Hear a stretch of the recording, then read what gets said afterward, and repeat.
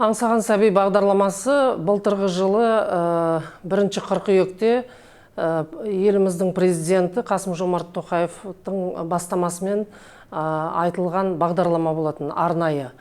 Ол бағдарламаны биылғы осы 1 қаңтардан бастап басталды. Міне ақпан айынан бастап клиникалар тапсырыс алып, 19 клиника соған қатысып жатыр. Бұрынғы кезде бұл квоталар мәселесі қиын болатын. 2010 жылдан бастап квоталар беріле бастады. Жылына алғашқы жылы 100 квота, одан кейін 300, 600, былтырғы жылы 1000 болатын. Енді осы аңсаған сәби бағдарламасы аясында 7 есе квоталар көбейді. Яғни биылға 7000 квота берілді. Міне қазір енді осы квоталарды атқару үшін бүкіл осы Қазақстанның клиникаларының ішінде 19 клиника мемлекеттік тапсырыспен жұмыс істеуді бастады. Қазір 1-2 айдан асты, алғашқылары жүкті болып жатыр. Құдай қаласа 9 айдан кейін балалы болады деген ойдамыз. Қазақстанда нақты қанша бедеу жұп бар екен анық айту мүмкін емес. Неге? Өйткені бізде электрондық база жоқ, мемлекет бойынша. Электрондық регистр жоқ. Бұл мәселені біз маман ретінде былтыр денсаулық сақтау министрлігінің алдында қойғанбыз.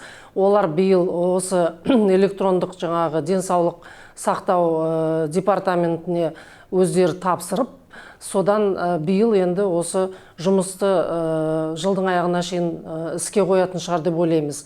Сондықтан бір сөзбен айтқанда біз дүниежүзілік статистикаға жүгінеміз, яғни әрбір 5-6 жұп Қазақстанда да дүние жүзінде де осы бедеулік мәселесімен бетпе-бет кездеседі өмірінде.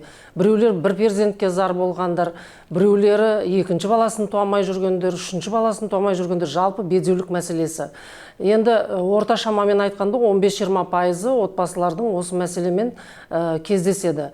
Ал енді неге бірыңғай тіркеу жоқ? Өйткені әрбір пациент бедеулікпенен ол өміріне қауіп төндіретін ауру емес бедеулік деген. Сондықтан олар біресе бір мекемеге барады, келесі мекемеге барады, әрқайсысына бір барып жүреді, әрбір дәрігерге барады. Орталық бірыңғай есеп болмағандықтан оның бәрін есептеу мүмкін емес.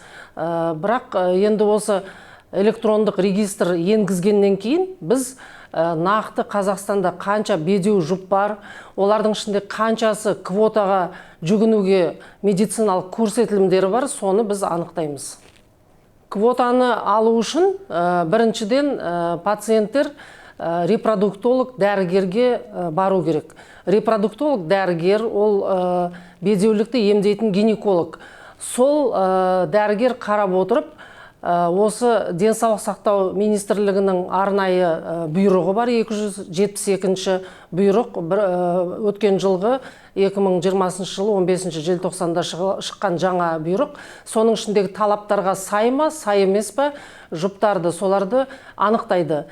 Егер олар жасы 18 бен 42 жастың ортасы болатын болса, аналық бездерінің саны, аналық безіндегі қоры, фолликулдарының саны мысалы бір нақты енді цифрдан асса, гормондық деңгейі дұрыс болса, яғни орташа мүмкіндігі бар болғанның өзінде ер адамға да, әйел адамға да квота беріледі. Ал енді ол репродуктолог қорытынды қағаз бергеннен кейін квотаға жарамды деп әрбір жұп барып өзінің жергілікті гинекологқа тіркеуге тұру керек.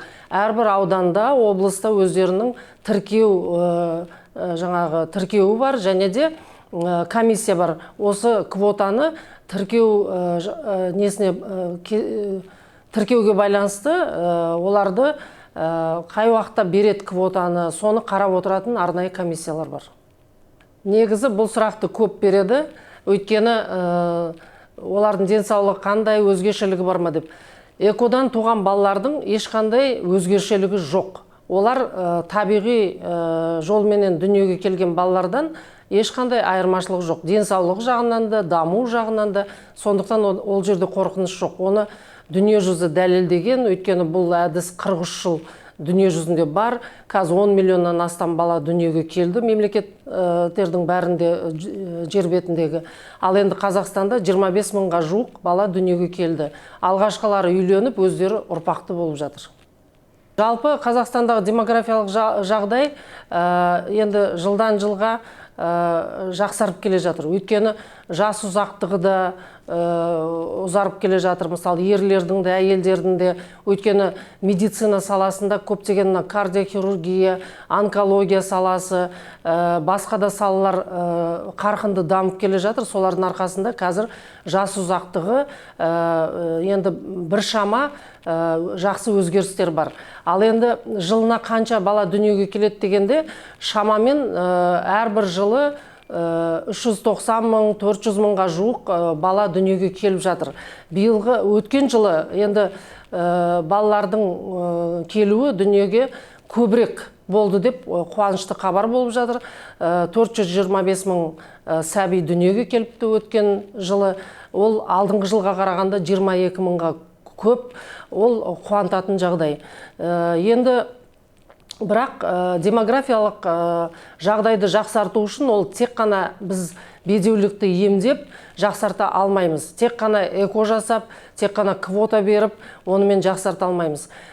Демографиялық жағдайды жақсарту үшін жастарға ұрпақты болу үшін жағдай жасалу керек. Жастарға қолдау керек. Сол себепті міне ең демографиялық жағдайды дүмпуді жасайтын 30-ға шейінгі жастар. Олар уақытысында отбасы құрса, олар уақытысында ана, әке болатын болса, онда біздің елде халық өсімі көбейеді. Ал енді бедеулікті емдеу ол қиын жұмыс. Эко әдісі өте қиын жұмыс, және де қымбат.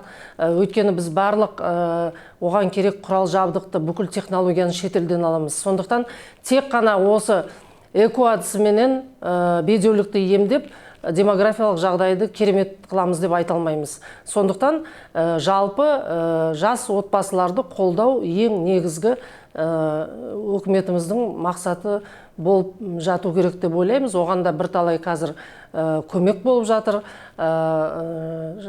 Арнайы бағдарламалар бар жастарға арналған, бірақ бәрібір одан сайын біз әлеуметтік жағдайды жақсартуымыз керек.